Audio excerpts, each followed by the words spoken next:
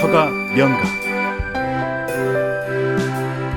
청각이 아까 제가 이제 굉장히 중요하다고 말씀드렸는데 가장 큰 이유 중에 하나는 뭐 음악이라는 것도 굉장히 무시할 수 없는 어떤 소통의 수단이고 언어로 표현할 수 없는 것을 오히려 더 증폭해서 표현하는 굉장히 좋은 수단이긴 하지만 아무래도 언어하고 말하기하고 청각은 굉장히 직결되어 있기 때문에 이 청각이라는 감각기관은 되게 특이한 것 중에 하나가 여러분 생각해 보시면은 사람이 눈을 통해서 되게 많은 정보를 받아들인다고 했잖아요. 근데 저희가 뭐 손짓, 몸짓, 발짓을 하긴 하지만 저희 몸이 자체로 이렇게 빛을 내거나 그러진 않잖아요. 뭐 발광하는 이제 동물들, 곤충들, 뭐 반딧불처럼 것도 있긴 하지만 우리는 사람은 그런 능력은 없죠. 근데 우리는 청각을 통해서 들어가는 소리를 만들어낼 수 있는 기관을 갖고 있거든요. 그것도 굉장히 고차원적인 것들을 말할 수 있는 이 언어라는 것을 말할 수 있는 그런 기관을 같이 갖고 있습니다. 그러니까 소리를 생성해내는 거하고 그를 들어서 판단하는 것까지 같이 갖고 있는 되게 유일한 감각기관입니다. 되게 특이한 건데 그럼 이 청각기관이 어떻게 동작하는지를 좀 설명을 드리겠습니다. 우리 귀라고 하면 보통 뭐 밖에 튀어나온 이 귀를 얘기하지만 이거는 웨이, 그냥 웨이라고 하고요. 귀는 크게 세 부분으로 구성되어 있습니다. 웨이, 중이, 네이. 각각 하는 역할이 다르고요. 웨이 같은 경우는 이 밖으로 튀어나오는 이 부분은 소리를 이렇게 모아주는 역할을 합니다. 예. 그 강아지 같은 경우는 이제 귀가 되게 크고 뭐 방향도 바꿀 수 있고 그래서 더 그걸 잘하죠. 그 다음에 이 중이라는 부분이 이 고막부터 이 안에 네이까지 전달하는 그 중간 역할을 하는데 거기는 뼈 3개로 이루어졌습니다. 이소골이라고 하는데 추골, 침골, 동골이라고 해서 굉장히 작은 3개의 뼈로 이루어져 있고요. 인간의 몸에 뼈가 뭐 300몇십 개가 있는데 그 중에 제일 작은 거라고 합니다. 제일 작지만 굉장히 중요한 역할을 합니다. 왜냐하면은 공기에서 이렇게 여기까지도 공기가 있는 거니까 공기를 통해서 여기에 소리가 전달이 되잖아요. 그럼 고막이 떨립니다. 실제로 고막이 떨려가지고 그 진동을 저 이소골이라는 아까 그 뼈가요, 뇌이에다가 안쪽에 있는 귀에다가 전달해 줍니다. 뇌이라는 부분은 이제 물리적인 신호를 전기적인 신호로 바꿔줍니다. 여러분의 청각신경에 전달해주는 실제로 전기 신호를 쏴주는 거죠. 그래서 달팽이관을 조금 더 자세히 보면은 이런 식으로 말려 있다고 그랬잖아요. 근데 이걸 이렇게 피면은 이렇게 일직선으로 펼 수가 있고 그 안에 기저막이라고 해가지고 어떤 얇은 막이 있어요. 그 막이 굉장히 중요한 역할을 해주는 거고 그 막이 아까 제가 말씀드린 것처럼 시간에 따른 그 소리 함수를 주파수 형태로 변화를 해주는 역할을 얘가 합니다. 주파수 분석기라고 생각하시면 돼요. 물리적으로, 기계적으로 하는. 그래서 낮은 소리가 들어올 때는 뒤쪽이 증폭이 되고 움직임이 되고 높은 소리가 들어오면 귀가 움직이는데 자 이제 소리가 이제 들어오면은 이 고막이 움직이시는 게 보이죠? 이렇게 느리게 떨리진 않고 이건 그냥 애니메이션을 그렇게 한 건데요. 그 다음에 이제 뼈가 움직여가지고 이제 달팽이관에 전달이 됩니다. 그래서 달팽이관을 우리가 만약에 이렇게 쭉 폈다고 했을 때 뭐 길이가 한 3mm, 3.2mm 정도 되거든요. 그 안에 저런 기저막이라는 게 있는 거고요. 보시면은 낮은 소리가 들을 땐 먼 쪽이 높은 소리가 들어올 땐 저렇게 흔들린다는 거죠. 이거는 물론 시뮬레이션을 위해서 한 거지만 물리적으로 정말로 그 시뮬레이션을 한 거예요. 높은 소리가 들어올 때는 이쪽이 흔들리고 여기가 흔들리고 그래서 여러분이 지금 들으셨을 때 진짜로 여러분의 달팽이관 안에서 저런 움직임이 일어난다는 거죠. 똑같지는 않지만 이건 과장된 거긴 하지만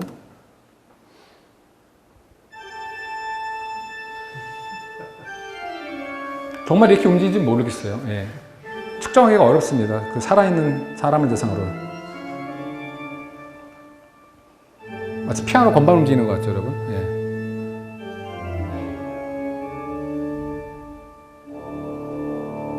낮은 음이니까 저 끝부분이 계속 흔들리는 거죠.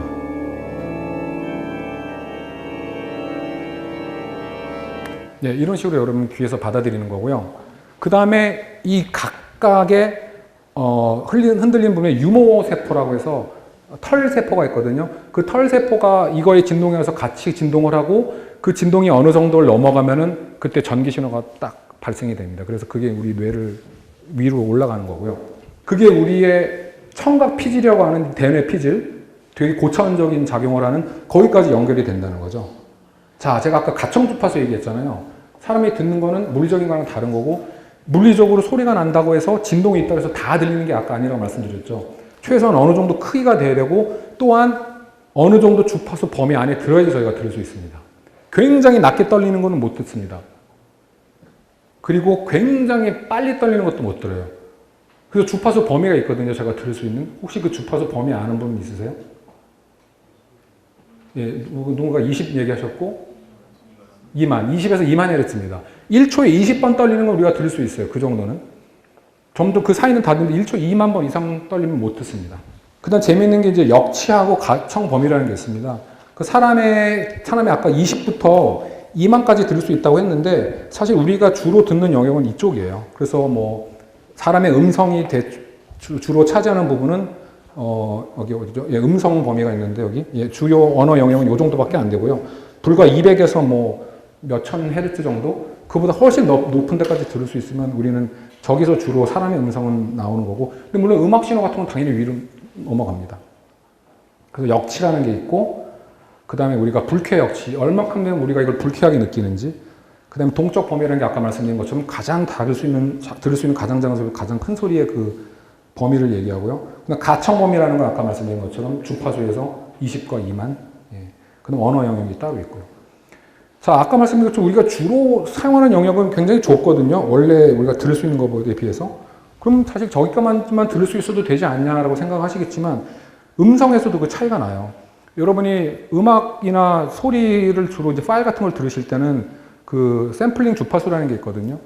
그게 이제 CD 포맷 같은 경우에 여러분이 듣는 뭐 MP3 이런 것도 다 비슷한데요. 그게 44.1kHz인데 이 말은 무슨 말이냐면 1초에 44,100개의 포인트를 찝어냈다는 소리거든요.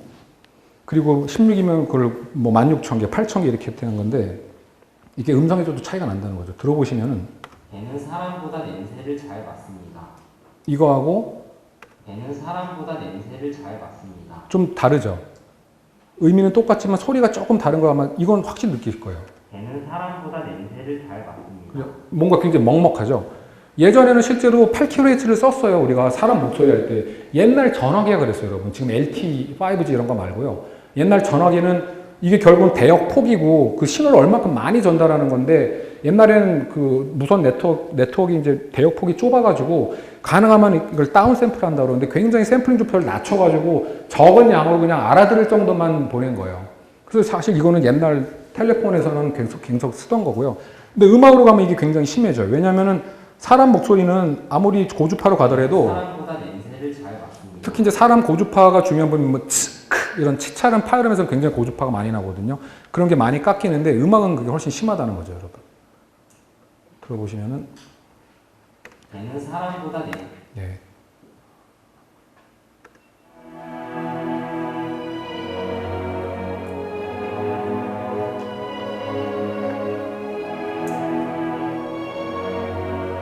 이렇게 바이올린이라든지 무슨 뭐 피콜로처럼 굉장히 고음역대를 하는 것들은 주파수를 많이 넘나들거든요. 이걸 만약에 여러분이 18kHz로 다운해서 들으시면은 굉장히 먹먹하죠. 되게 답답하죠. 그죠? 예.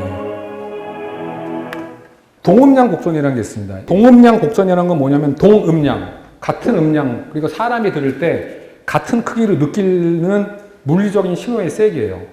다시 설명드리자면은 요 주파수 대역 1kHz에서 그 사운드가 약 10dB 정도 되는 물리적인 크기를 가지고 소리가 나면은 그걸 우리가 같은 크기로 듣기 위해서는 100Hz는 40dB까지, 30dB까지 끌어올려야지 우리가 똑같은 크기로 듣는다는 거예요.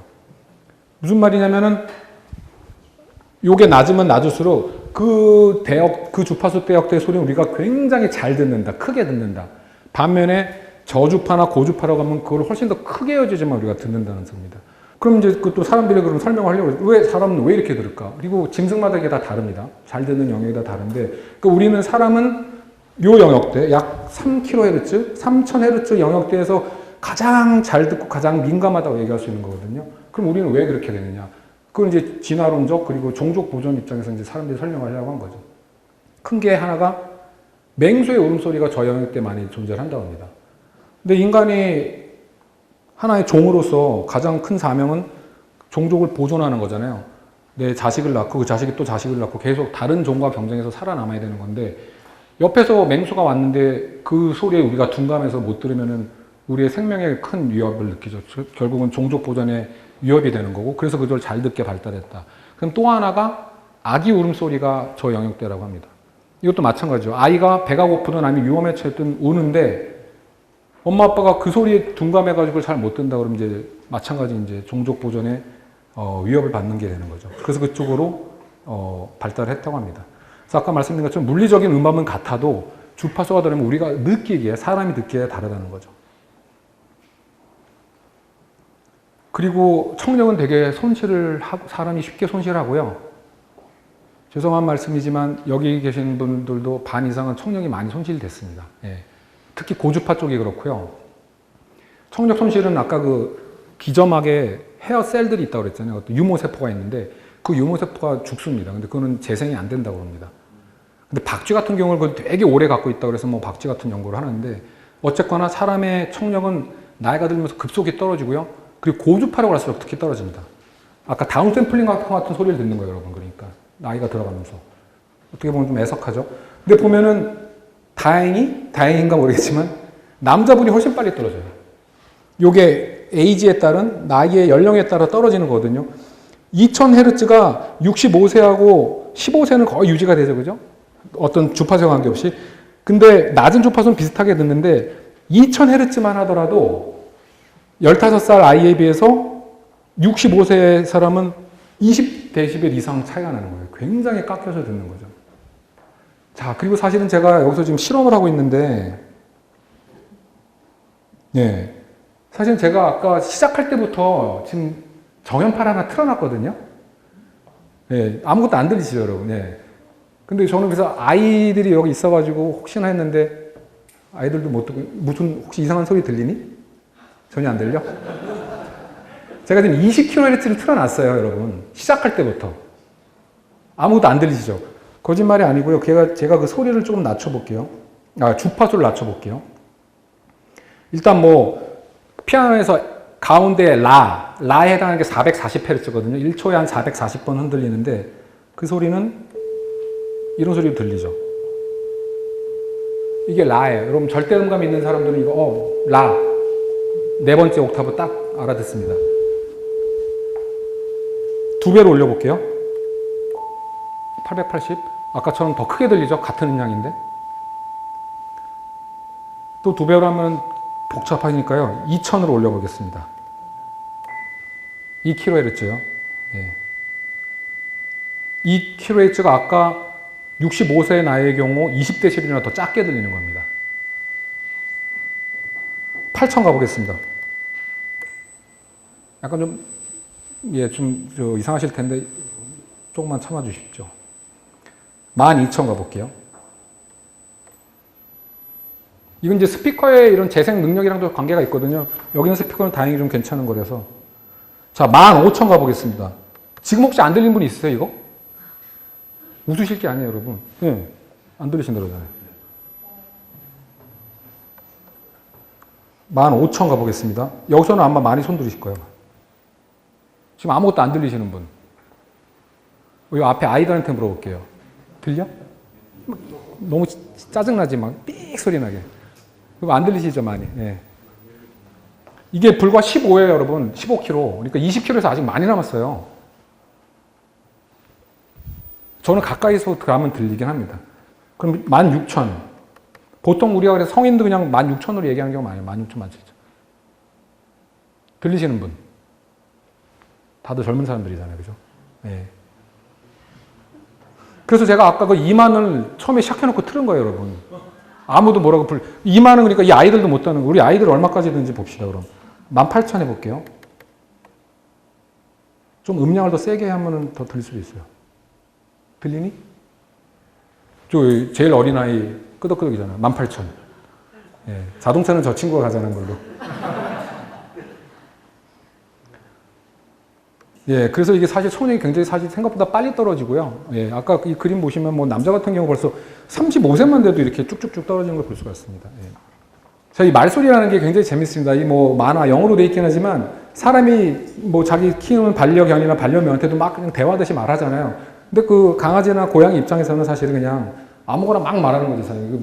이걸 우리가 해석할 능력이 없는. 이 사람이 말하는 건 똑같지만 그걸 이해해가지고 그 단어와 그 문장의 뜻을 알아듣는 건 오직 사람만이 그리고 그 언어를 아는 사람만이 할 수 있다는 거죠.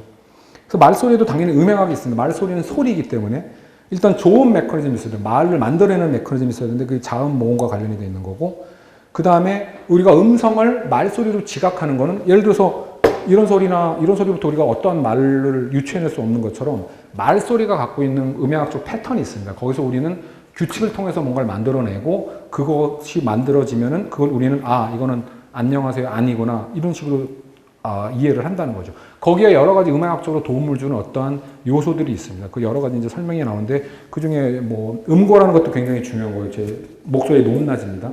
그 다음에 포먼트라고 해서 이건 좀 이따 또 설명을 드릴 텐데 어떤 결국은 우리의 이 성도, 아까 말씀드린 그 성대라는 기관이 있고 여기서 소리를 내면 그게 이제 성도하고 입, 코 이런 기관을 거쳐가지고 나오는데 그게 약간 필터 역할을 하거든요. 음을 변조시키는. 그게 굉장히 중요한 역할을 합니다. 그 사람의 이제 성대 구조를 보면은 아까 말씀드린 것처럼 여기에 얇은 어떤 통로가 있어요. 그게 닫혔다 열렸다 합니다. 굉장히 빠른 속도로. 그래서 우리가 그냥 아무 소리도 안 내고 숨 쉴 때요. 일단은 그냥 계속 열려 있는 거고요.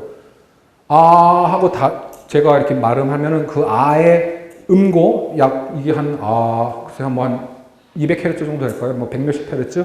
1초에 100번씩 그 성대가 떨리는 거예요, 지금. 1초에 예를 들어서 200번으로 떨려도 에, 이, 오, 우 피치는 똑같아요. 제가 200Hz 아주 똑같이 맞추지 못했겠지만 유지되지만 여러분이 들었을 때 제가 지금 아이오 5가지 모음을 발음을 드렸잖아요. 제 입 모양과 혀 모양 그리고 이 밑에 뭐 내이강이라는 부분이 계속 변하면서 그걸 소리를 만들어내는 거거든요. 그 역할을 해준다는 거죠. 자, 근데 이것도 마지막 실험일 텐데요. 사람이 귀로만 듣는 게 아닙니다. 듣는 거를 귀로만 하는 게 온전히 하는 게 아니다라는 거죠. 이거는 중요한 거라가지고 제가 이걸 다시 한번 보여드릴게요. 여러분 죄송하지만 그 눈을 마지막으로 이제 한 번만 감아주시면 되고요. 제가 이제 영상을 하나, 오디오를 하나 들려드릴 텐데 여러분 눈 감으셨나요? 눈 감으셔야 돼요. 지금 뜨시면 안 됩니다. 예, 눈 감으셨죠 다? 소리가 잠깐 나올 텐데 자 이제 들으십시오.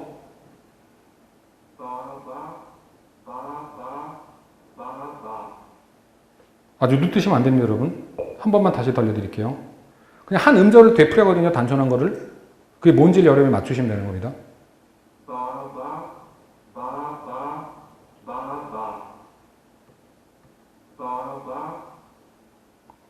자, 이제 눈 뜨셔도 됩니다. 되게 그냥 한 음절을 얘기했잖아요. 물론 한국말은 아니지만 뭐 대충 들으셨을 텐데 뭐라고 얘기하는 것 같아요? 한 음절이? 두 개를 바바? 바바로 들으신 분. 바바. 그 다음 다른 걸로 들으신 분 있어요, 혹시? 눈 감으셨어요?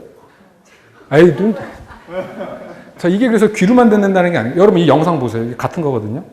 이 사람 잘 보세요. 여러분이 듣는 게 맞는지 보세요.